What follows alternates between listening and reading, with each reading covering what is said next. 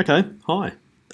This is going to be the start of the assembly video for the PrintNC frame and just the related components. In general, most things are fairly intuitive. I'll go through with as much detail as I think is required for any of the difficult parts. I might brush over a few of the easier sort of implied aspects of it. And this one's obviously just off the cuff, so we've got Puppeteer who will be hopefully making some instructions to help people out, because at the moment it's severely lacking. But I do intend to do a better video like this, which is scripted. Unfortunately, at the moment, just I'm getting made to work, which is a horrible impasse on my time. All right, so where we're going to begin is I'll just turn off the Y, the X, and the Z axis, because we're not too worried about that at the moment. And we're going to start with the frame. Now, there is some videos and some instructions up there on how to build it, and I think for most people they would be able to figure it out without too much help from me, but we'll go through with a little bit of detail so we can get rid of our waste board. We don't need that for the moment. And that's the basic frame assembly. So it comprises of the 3 X-axis crossbeams and the 2 Y-axis supports, and they're obviously the parts there that will hold our linear rails, ball screws, etc. Alright, so to get started, what we'll do is we'll start with I'll just turn the X-frame off as well. We'll start with the 2 long Y-axis supports, which is going to be using Y-frame marker, so assembly tool 1. So if we pop down to have a look at assembly tool 1 down here, you'll see that it just clips over the top like that, and what it does is it provides 5 points that we can center point mark just with a hammer, and each of these are going to be a 6mm M6 threaded hole. There is this centerpiece here, just this hole. That one there can be just a hole, or it can be an M6 threaded if you need it to be, but we're not actually going to, if it's easier if you just leave the drill bit in. But it's not going to be putting a bolt into that. That's purely going to be a cable access hole. So all we're going to do is we're going to use that frame marker, push it up nice and tightly against that, tap through there, remove that, and center M6 thread each of those holes. And if we have a look here, we've got the 1, 2, 3, so we do 3 sets of 4 holes on each of them. And I'm actually just looking, okay, so there it is. I do have number 3 as well. A mistake on my part. We've got number 3, so assembly tool 1 and 3. I'll probably try and update that to be 1 and 2, but for the instructions here, we're just going to leave it as 1 and 3. The only difference between assembly tool 3 here, which is the mid marker, is obviously it doesn't have that end bit there that you push up against anything. And this little hole there is not to create a cable access. What it's to do is to just position it in the middle. So what you would do to find the middle, obviously, is just measure the length of your support beam there, divided by 2, get the middle support, and then use that sight hole. It's just a sight hole. Just line it up and tap them through, M6 threads onto all of those. Now if we have a look here, there's some holes. I haven't modelled all of them in Fusion, but there's some holes on top. We're not going to worry about any of those for the moment. What we're going to do is move on to building our X-axis. And we'll actually get some of the frame assembled before we move on to the next step. So if I now bring up the X frame, there it is here. I'll turn off that assembly tool now as well. And we can get rid of the Y frame like that. Alright, we can see we've got the, pardon me, the X frame. And that's consisting of just these long X-axis supports, maybe shorter if you've got a different shape build, but in this instance they are longer. These are really simple. All it is 6.5mm holes, top and bottom on both ends. So we use be using Y frame, using X frame marker. So that assembly tool there, you can see positions is just to tap through, bang, bang, bang, bang. 6.5mm holes on all of them. Now again, it's got that middle hole here. You're only going to use that once. Once on each end, up the front. Again, it's just purely for cable access. You could put it on all of them, you just wouldn't use it. but what we really just want is 6.5s top and bottom on both ends of all of those. You may be asking, why am I not saying a 6mm hole if we've got a M6 to be going into on top? Surely a 6mm should be mating to a 6mm.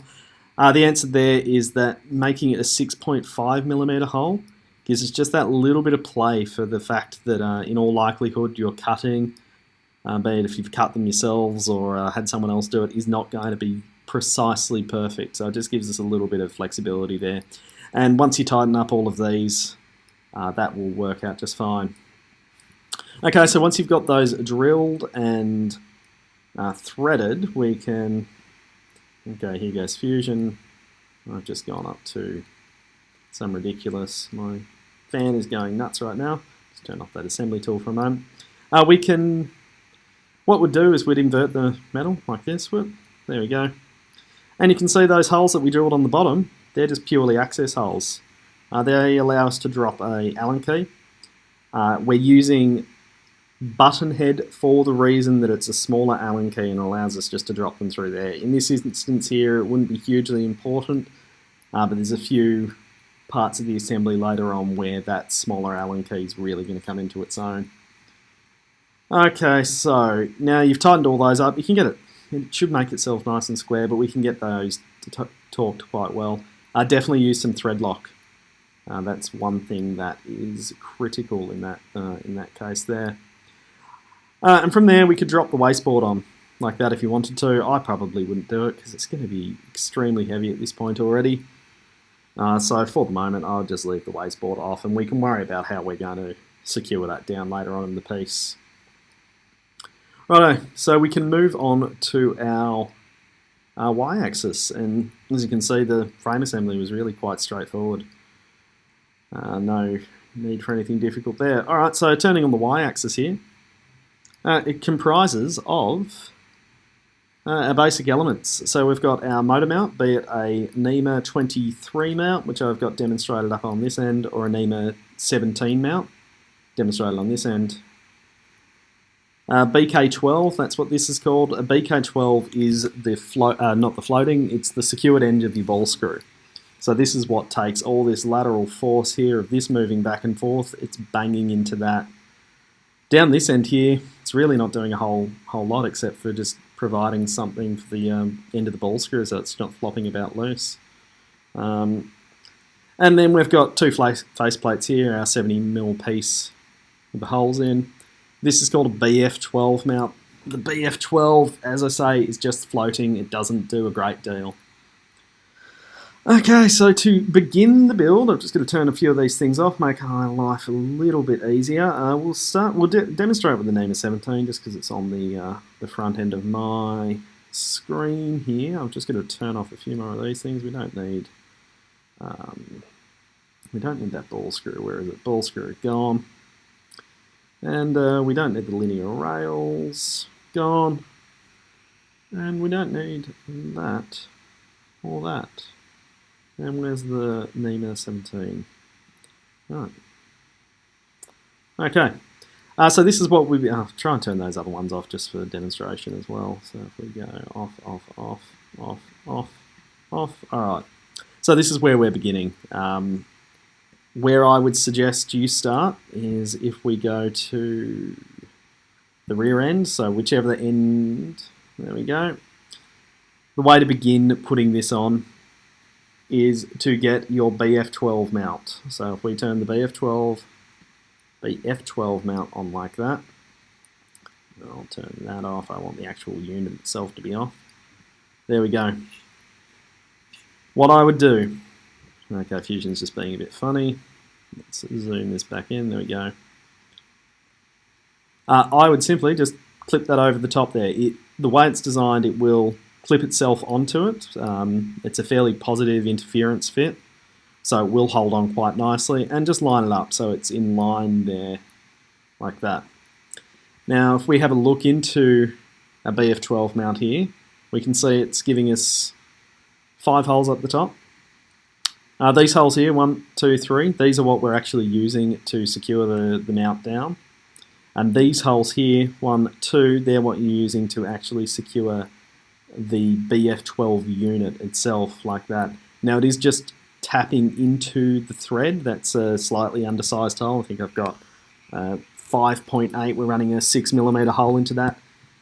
So it taps itself in. Now if you've printed them in PLA, make sure you don't go in too fast, because when PLA heats up, it melts. And don't over torque it, but as long as you don't go too fast and you don't over torque, they're holding extremely securely. We'll come back to that. Alright, so with it clipped on to the top here like this, all I would do is I would drop a screwdriver. So we can see here that's a 5.8mm hole. It's probably a little bit undersized, most 3D printers are. So I just drop a screwdriver or a small drill bit into that. And, hold on. Once you've got it positioned in the hole, lightly tap it with a hammer. Do it to all three. So what we've done there is by dropping a small screwdriver in, and one that sort of fits neatly in that hole, we've perfectly positioned the center points for each of those holes. So we don't need a frame marker, we're actually using the mount itself as the frame marker. Then I would be removing the mount, like that. Oh, come on Fusion. You can probably start getting an idea of why I've been pretty frustrated with Fusion as of late. Alright, once that's done there, you can see here we've got these, they would just be tapped obviously, but currently they're showing up, and you would do an M6 threaded hole onto those. Okay, so with those M6 threaded in place, and we can pop the BF12 mount back up like that, the next step, my suggestion for the next step is going to be doing it to both sides. And before we go and secure anything in now, go and get your linear rail. So if we type in, turn the linear rail on, got a HCI linear rail there. I would just place it onto the end of the unit there, butt it up against the BF12. Actually, sorry, before we go this far, we'll take the linear rail off, and we'll take off the BF12. So now sitting there, you've got your holes, we can drill those, but what we should do at this point is we should get our assembly tool, get our centerline marker. You can see the centerline marker up here. It just simply runs up and down the rail like that. You put a pencil into there and it just draws a line. That's all it's for. It's a pretty simple tool, but it does its job really well. So now you've got your line on the center. Now we can pop our BF12 back on, back into the y-axis. Pop our BF12 back on, BF12, right, that's BK12, BF12. And then we can place our linear rail onto the top of the Y-frame there. Now why we're doing this is this positions us in the correct spot, and it also positions all our holes. These holes are 60mm apart. If you've got the rails from me, they'll be exactly 60mm apart. But if you go and try and manually measure them, even 0.1, 0.2 of a millimetre difference along the way is going to manifest itself till you're having your measurements way out at the end. So what I suggest doing is popping the linear rail down onto here, doing that same trick we just did with the screwdriver. So centre point marking that one there, taking the linear rail off, and then actually popping just an M6 screw into that and just lightly affixing it, and doing that on both ends so you've got your linear rails in the exact right position. With that done there, so they're not going to move back and forth, they're just getting lightly held in by that screw. I'd then go up with your screwdriver, tap, tap, tap, tap, tap, the whole way along on both ends. Then we can take your rail off. All your positions for exactly where you're going to want to put your... and I've said M6, it's actually M5s on all of these. All your positions along here where you're going to want to put those holes with the M5s are now going to be perfect. So all you're going to do now is just get the M5, either combo, I'd recommend a combo drill bit, and go along where you had your center points marked. Now, when we drew using that centerline marking tool, we drew that line along the whole way. Some of your holes may not be perfectly, some of your center point marks may not be perfectly lined up to that line. I'd probably try and position them to get everything in a perfect line, but you're going to be pretty close. So that is fine. Now once that's all done, go through and we'll turn that, pop your rails on, and we can go through and we can just lightly put the all the M5 screws into each of the holes. Now we don't need to tighten everything up. We're going to use a little trick later on that avoids us having to get too pedantic about getting these perfectly aligned, but that relies on the rails themselves not being affixed perfectly at the moment. From there, if we wanted to, we could now put the M6 through, hold the BF12 mount into place. Alright, moving up to this end, we've got the BK12, which is that one there. Yeah, we're going to do the exact same thing that we did with the BF12. So just take the unit off. You can see it's almost an identical type design. 3 there, hold up against it. And we're just using now that we've got that linear rail in place, we don't have to worry about positioning this perfectly. We can just push it up against the end of the rail, drop the screwdriver through, mark them all, tap, and done. Okay, now from here, where do we want to go? It's always a bit of a challenge to me. We've got to make sure that we've got. Okay, so that's all tapped. We'll turn this BF12 mount off for a moment. Oh, come on, Fusion. This looks like this might take longer than I expected. Alright, so and we'll turn that.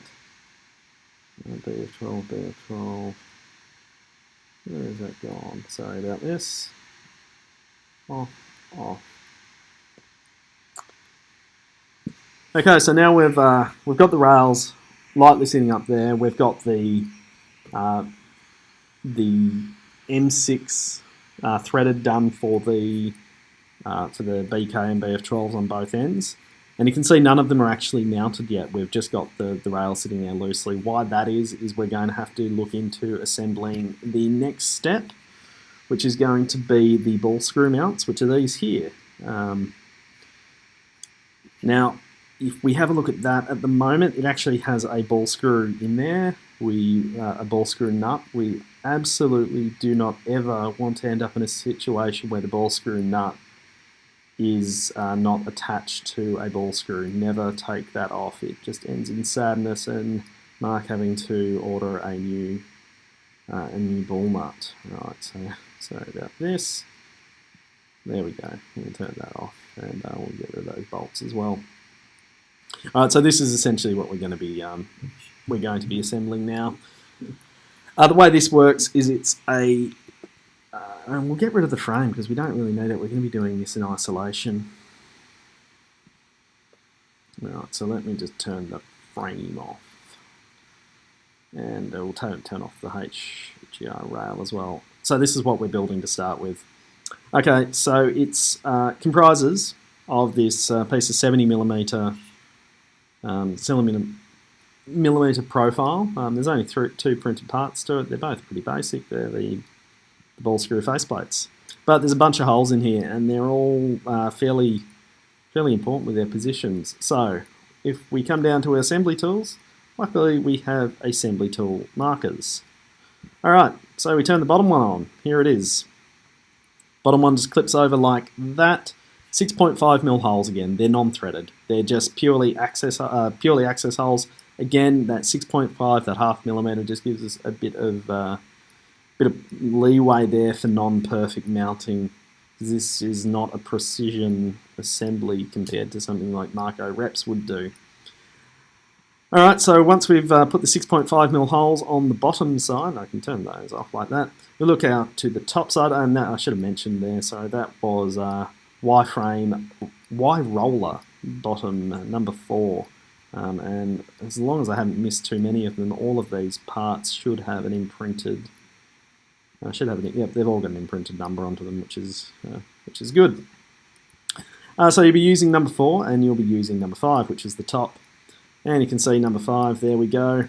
Now, the difference between number 5, which is the top end, is they are M6 threaded. Now, I've modelled that in Fusion. I'm in two minds if I should go and model all the parts that need to be threaded. I think at this point it's probably a good idea. It just causes small problems if you're trying to use the actual generated part for creating cam, making it yourself, but if you're just using the reference point, it's vastly easier. So we can see we've got the 5 holes up here. Again, this one here, you can have it threaded, you can leave it non-threaded. It's nothing really. It's just it's a cable hole. It's what we're using to do that limit switch. So tap through each of those, M6 threaded, done, done, done. Now, once that is done, you can get your HDR carriage, which is this one here, and we can drop the through like that. We secure those through. Now, this is where the button screws become so important, because these holes here, which are what we're going to be using to securing our X gantry on, are our access holes to get down to these screws. Now, using a button thread is a 4mm Allen key. That allows you to get the angle you need to reach that hole. If you've used a socket head, it's going to be a 5mm, and you're just not going to be able to reach that angle. You can come through and do it on this side. It's a real pain, but it does work. But it's vastly easier if you've chosen to use button heads. Now you can also see here we've got an extra screw, which is that one there. Alright, now that is what's going to be used as our limit switch. All we do is we run a little bit of wire around that, and you pop it. We've got the faceplate here. It goes up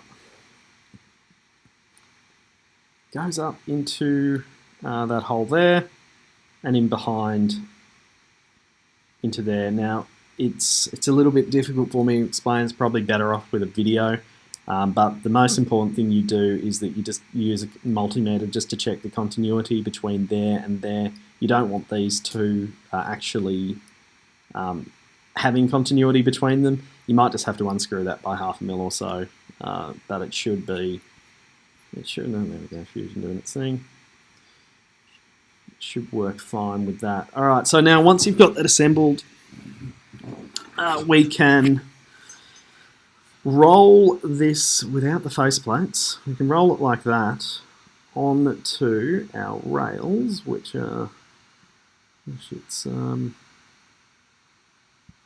we can put it onto our rails like that, and we can turn the frame on now as well, because this is more likely what we're going to be seeing. Just one sec. Put the frame on like that, and you'd have that on both ends. You'd have sorry, I'll just bring this up. Ball screw mount. We also need mirrored ball screw mount. Where are you?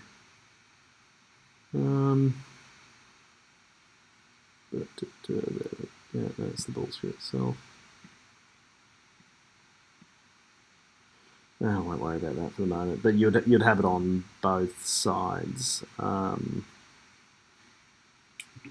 Okay, that's fine.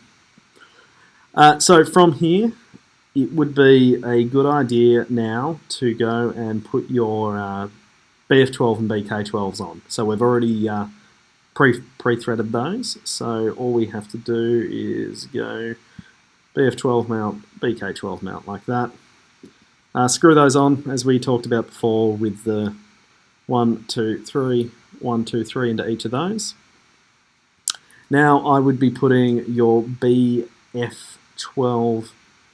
the actual unit itself, so if we, like that, you're putting the BF12 into there. Now we are going to get the, look, this is fairly self-explanatory, but I'm going to go through it in a little bit of detail because I've got to turn them on and off anyway. We're going to get the ball screw faceplate, and we are going to turn off that one like that. Alright, you can see this is sitting in there. Now they're chamfered in, just makes it a little bit easier to get these screws in. Now that's not a perfect fit, by the way. That has a little bit of play in it. I've played with a few different options and the little bit of play seems to work better. So it is intentional, but if you want to try with one that's a perfect fit, we can do that. All right. So this is what you've got right now. You will then feed your ball screw through. All right, here we go. 1610 ball screw. Bang. Goes in like that. Now, I've lied to you a little bit because the 1610 ball screw needs to have the... where are we? Need to have that on there. Where's my... Sorry, I've lost the ball nut, which is the... what's causing the dramas here. There we go, the ball nut. There we go. I'm not going to explain exactly how to do that, but I'm sure you can figure it out, how you'd want to do that. You put that on there and feed it all through. And it comes on there. Okay. Then you would go and get your BK12, which is this one here. BK12, and you would slide... Oh, I've got that... what have I got? That flex coupler. We don't want that. And you'd slide your BK12 unit over the top like that. And you can see what we've got now is we've got it resting in there, the floating end, and we've got it... we've slid it through our BK12. There's a nut on this. This nut has a really important job. It's that one there. So initially you wouldn't have that. That nut is what creates the lock mechanism to stop this having any lateral play in it. So it's got a really important job there. Fusion is just having a moment. Let's see what's on. It is really just not happy right now.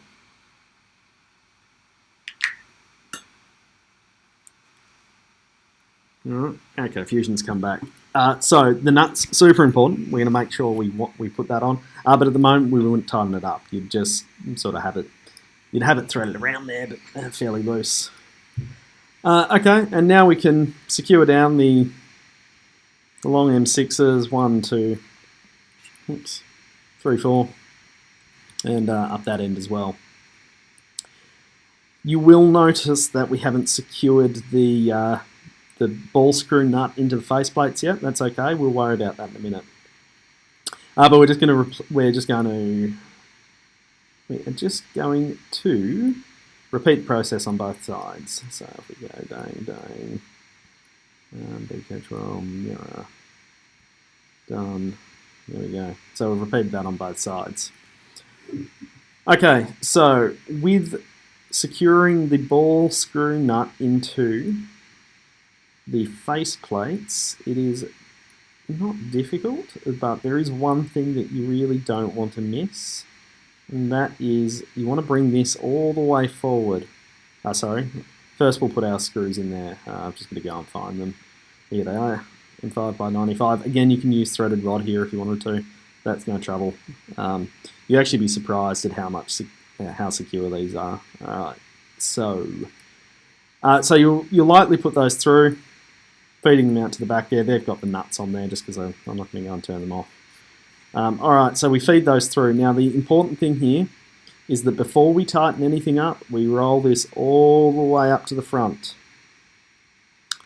I just realised I haven't covered the limit switch, but I'm hoping that you can figure that out. I've got the video there that sort of explains that. Anyway, the important thing here is that we roll this as far as close to the BK12 as we can. Why that is ideally there won't be any misalignment at all, but there is a chance there is a small amount.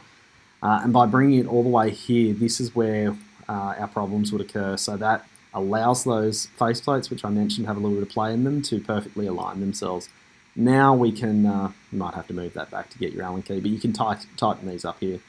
Don't make them super tight at the moment, just get them almost finger tight. We'll worry about that later on. At the moment, we're just trying to get everything assembled. Tightening and refining comes later down the track.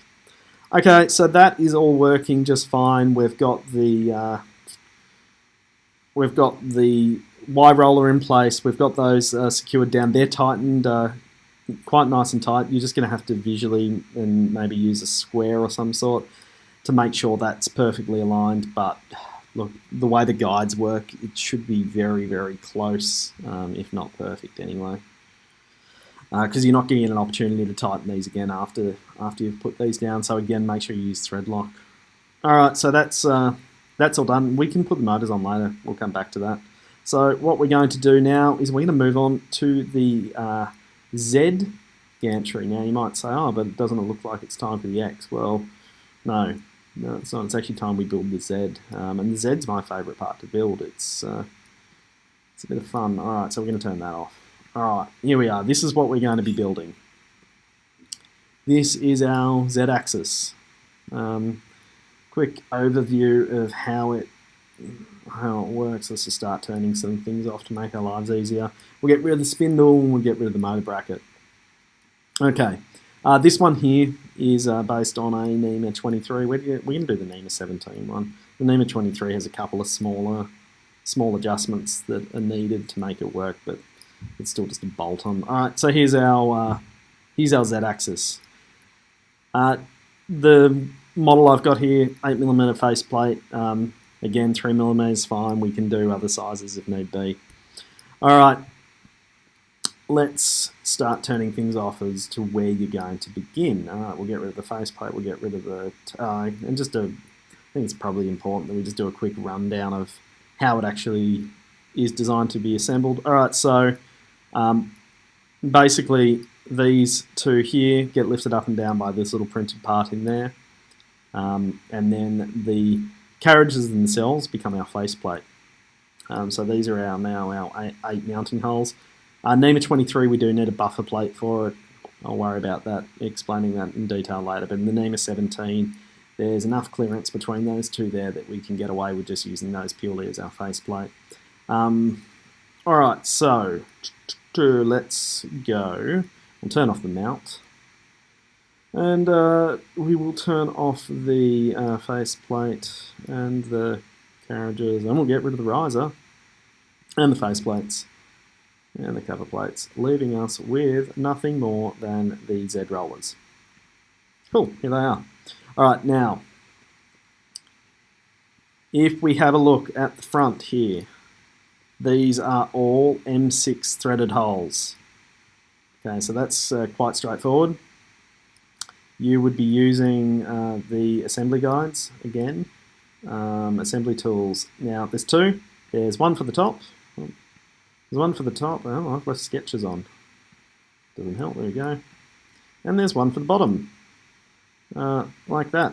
They look almost identical. That's because they are almost identical, except that there's a slight offset there in those two.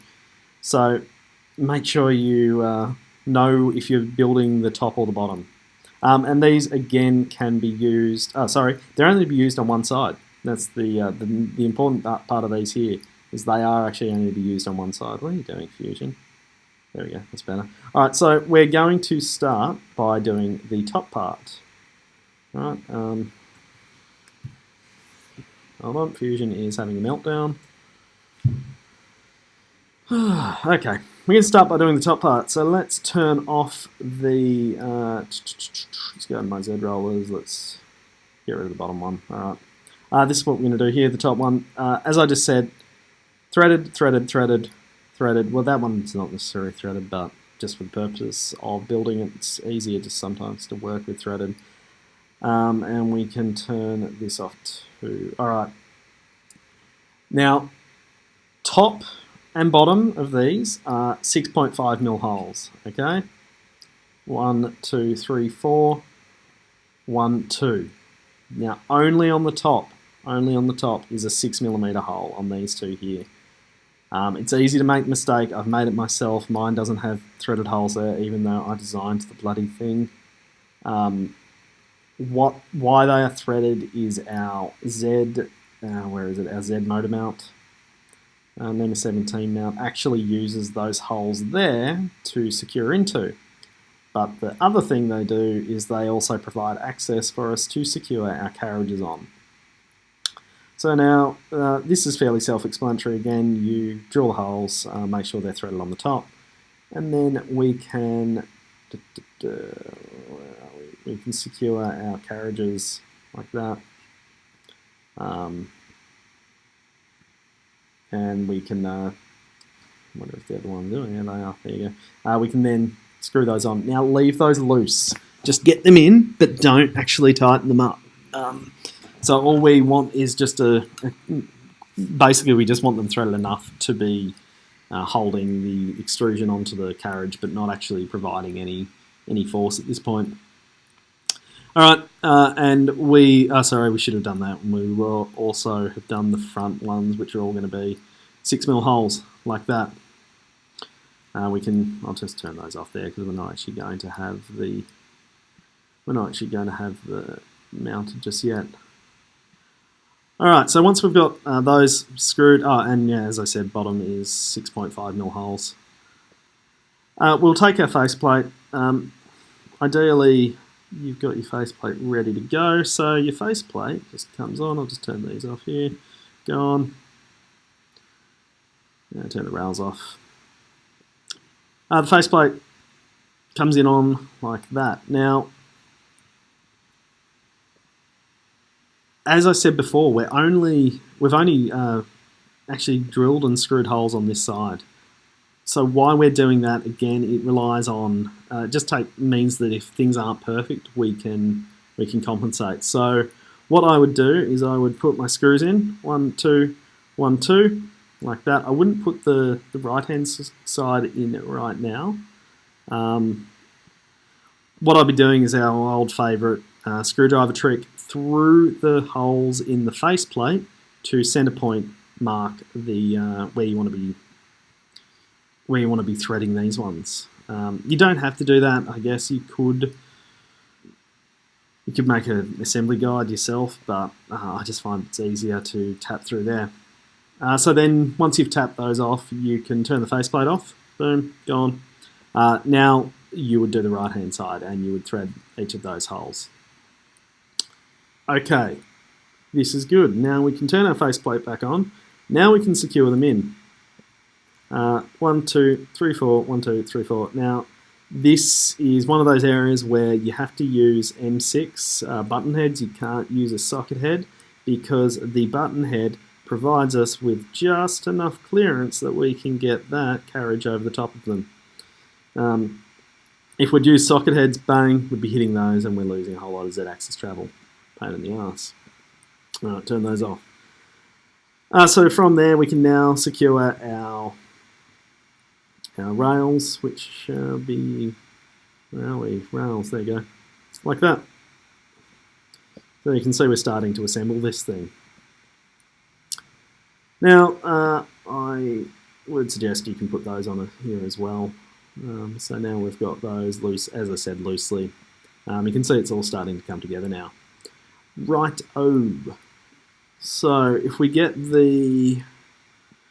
now what we're going to be doing is getting our carriages. Now this is a little bit of a tricky process. So there's nothing, I've got limits on there, that's why I can't take that off. It's not difficult per se, but it is a little bit tricky. So if we get our T8 riser here, you can see the T8 riser, if I turn those off,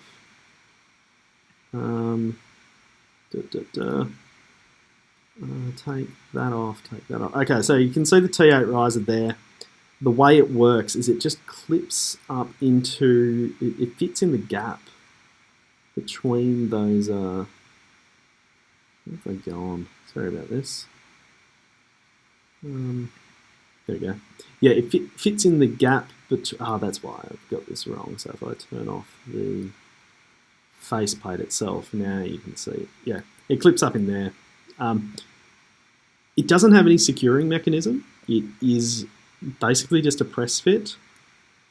I tried a whole heap of things and I'm really quite satisfied with how it works. It doesn't really have any noticeable play in it. It just, purely a press fit into those. So the way you would do this, you would pre-position that clipped up, and then you would drop the two carriages down onto those rails so they're in this position here. Now obviously the danger now is if you drop this, they're just going to go flying out. There was a assembly tool which was just a little clip that goes over these rails. That's purely for that purpose of just making sure that you don't accidentally drop your carriages off the rails at any point. All right. Now, from this position here, we're actually ready to go and put it onto. We can put that aside because we can now go and build our. X gantry. I guess we could have done that earlier, but yeah, I said what I said, so I'm going to stick to it. All right, let's turn these off. Let's get rid of that for a moment. Get rid of that. X gantry. Hello, this is what we're going to build. All right, X gantry. There's no real tricks to this. It is exactly the same process as what you did earlier with the Y. I've got the NEMA 17 up on this one. You can use the NEMA 23. I've got it. Doesn't really. I'm sorry, I've got clicking on the wrong buttons here.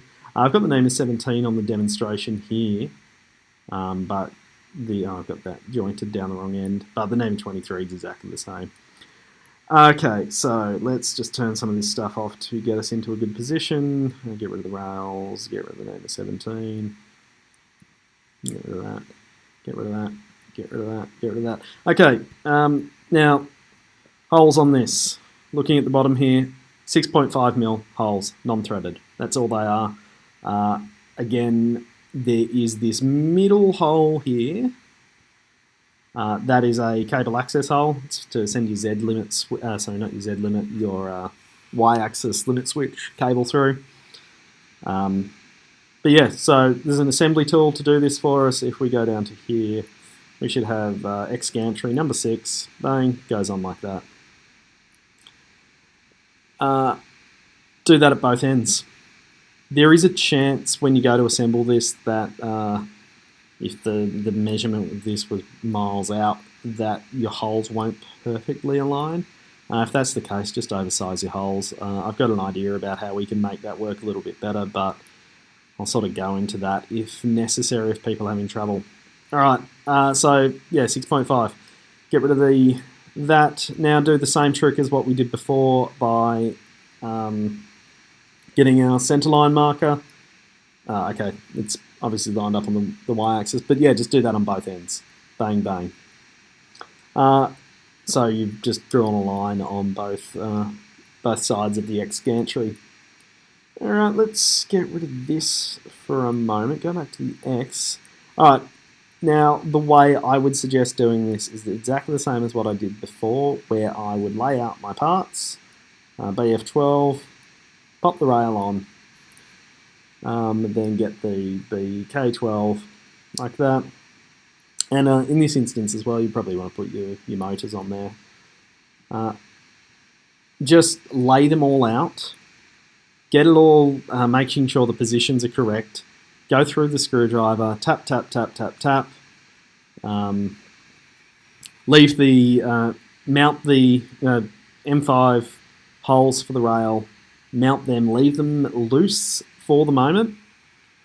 We don't want to tighten those up and get all that ready to go. Okay, now so once you've got all your holes and everything there, again, I said I wasn't going to go into too much detail. We can go through this in more later if we want. All right, let's get rid of that. Let's get rid of that, and let's get rid of that. This is what we're going to want. This is our X gantry here with a rail mounted either side. Just when I say loosely, like just not tightly affixed. Okay, now there is these. You've drilled all of those because they're going to be important later on. The top parts. I probably should model those, but I'll get around to that. All right, if we go to the Z-axis now, you will see that the Z-axis would roll on like this.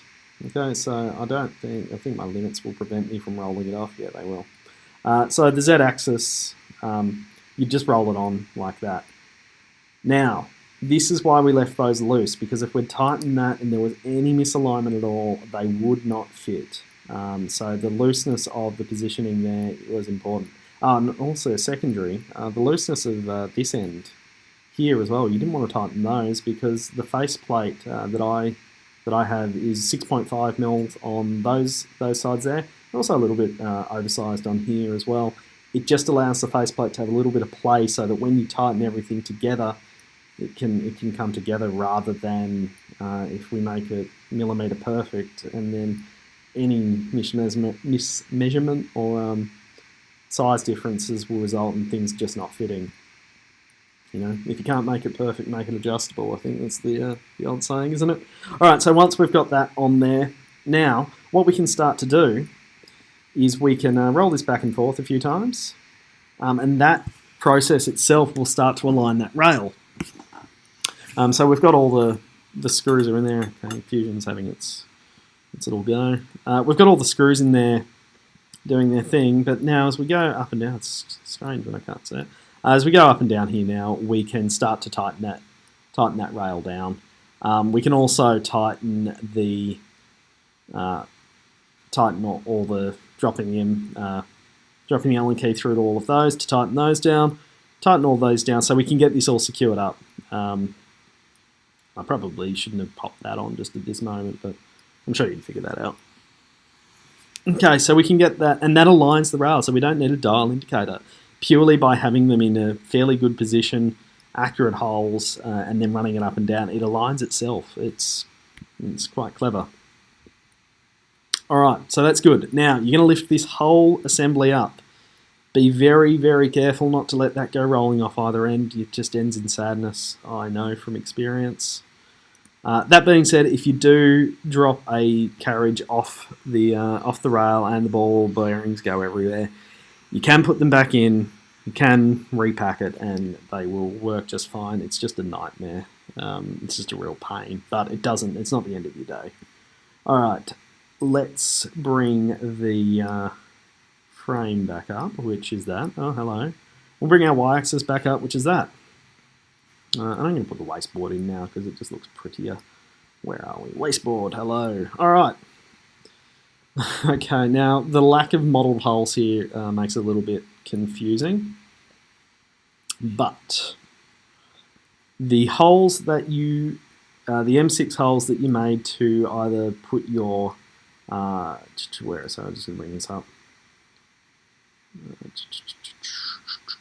Where are we? X-axis. The M6 holes that you drilled through in here, these ones there, for the either the NEMA 17 or the NEMA 23 and the BK12 and the BF12 mount, like that, become your access holes to put the M6 screws into those ones there. So obviously we can't put those on until this is resting on top of the carriage. Like that. Where are we? If we go y-axis, I think as I'm getting into this, I realise I'm going to need to do a scripted version a lot more, but for the moment, I think we're just going to continue on because this is quite... There we go. Those go in there. So what we would have, if I go back to my x-axis, turn off these, turn that off, and turn that off. You can see here that you would be tightening this all up now. Now this is going to be really solid at this point. You're going to be starting to get an idea of the actual rigidity of the entire frame. So that is quite good. You can now go and mount your, do the exact same process you did for mounting your faceplate, ball screw, etc. with the BF12, BK12, like that. Get your mounts ready to go. Now the NEMA 17, the dual mount probably deserves its own video. It is a little bit finicky, this belt mechanism here. It works, absolutely, but it sort of relies on getting things just right. And I actually think I might need to redesign that tensioner. So I did it from memory, which is never a good way to go. I haven't actually printed that part, to be completely honest. I've got one, but not identical to that. All right, so you would be assembling everything like this now, and where are we? The ball screw. You can see some of these things just became a late night process, so some of the organisation on this Fusion file leaves a lot to be desired. Gosh, where are we? Maybe that's under the Z-axis. I think it is. Ball screw faceplates, there they are. Yeah, so you do the exact same thing like that. All right, so now this is sort of the position that I'm just going to turn the motor off for the moment, get rid of the dual mount. Yeah, goodbye. Who would pair the BK12 mount in with the dual mount? You're crazy, man. All right, go on, get rid of the hardware. Okay, there we go. This is the position here that is pretty much ready to put hardware on. Okay, so now we've got our Z-axis. That's all been tightened up. You've rolled this up to do your hang on, hello Fusion. To do your securing up here. Again, this can be threaded rod if you need it to be, rather than using, where are we? Oh gosh. Yeah, rather than using the big long, I think they're 150mm M5s that I've listed in the BOM. You don't necessarily need to do that. You can just use threaded rod. All right. So Z-axis. This is a bit of fun here. The T8 riser, you can see that's waiting for us to drop a motor bracket. Sorry, not a motor bracket. A NEMA 17 or a NEMA 23, like that. Oh, look at that. NEMA 17 mount. Now, there's only one real difference here with the assembly of these two. The NEMA 17, you have to put those tiny little M3s up through those access holes first. Or you can just drop them in there, but that's for your Allen key. You have to mount that up first. I'm not a big fan of M3s, they annoy me. I find I strip them too easily, but one thing, oh yeah, you've got your RS or R608 bearing in there. I've got a flex coupler modelled, not what I'd recommend. I'd recommend a plumb type. Just because the flex have a tendency to flex, since plumb type's going to be better. And yeah, you can see here we've got the 6 mils that are dropping down. Where were we? The NEMA 23. There is one small difference on the NEMA 23 that I will point out before I get into the next part. The NEMA 23 here, you can see there's a tiny little red printed part in there, which is just a washer. All that is if you're using a big flex coupler like this, the flex coupler is too large to fit within a 608 bearing. I had two choices here. I could have used a bigger bearing, could have used a smaller flex coupler, but just for the sake of keeping things as simple as possible, I chose to just go with the 608 bearing. Everyone, I'm sure, has got one lying around somewhere. And that, this washer, this time, if I turn off that, I might be able to see it a bit more clearly here. There you go. It just sits on the inner part of the bearing there and just allows the coupler to rotate on that. Now, you could use anything you want. You could use an actual washer if you had one around, but I've just modelled it just for make life easy. Now, obviously, that clips in. M5, the NEMA 23's M5 threads down into those as well. Works really well. Really quite happy with how well that's working. I'm not going to go through in too much detail about putting the T8 riser together. I'm sure we can figure out. Look, this whole assembly is not overly complicated. It's just a matter of making sure we pick up these parts here. All right, so T8 riser, lead screw. You'd think that, oh no, that's the, oh yeah, so the T8 is just M3s down into that.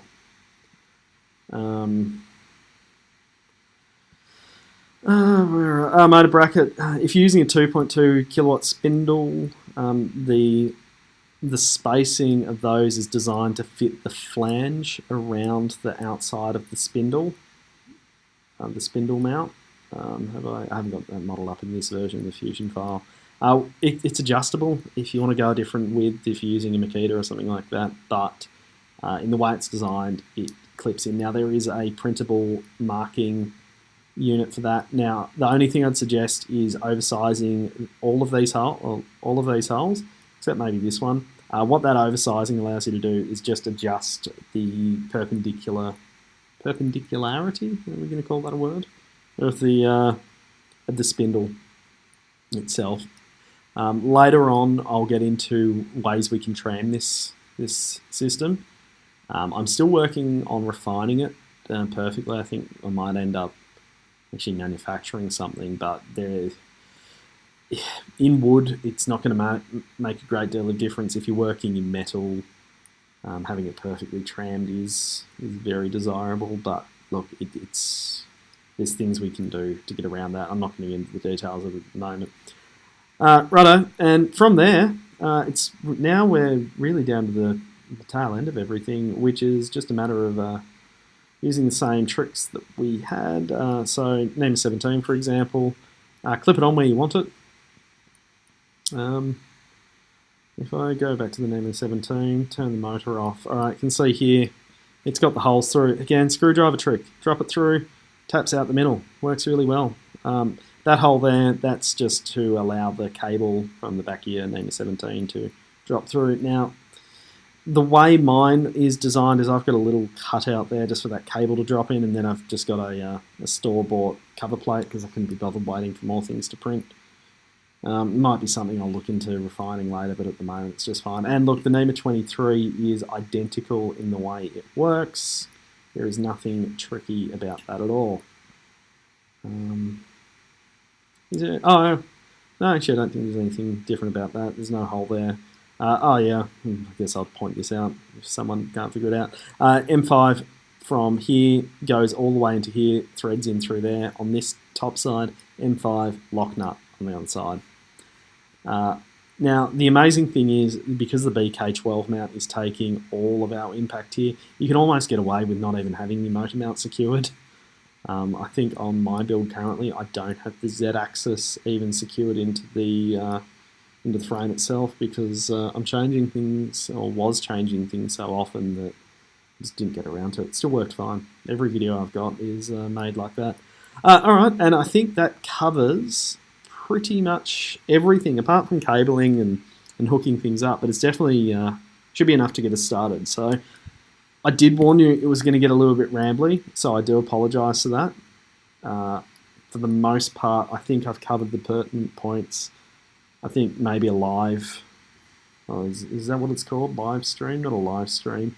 Just where you can see what I'm doing and ask questions is probably the way to go. But that should cover everything for the moment. And yeah, I'll be on Discord and email and whatnot to get it sorted out. So massive thank you for all the help.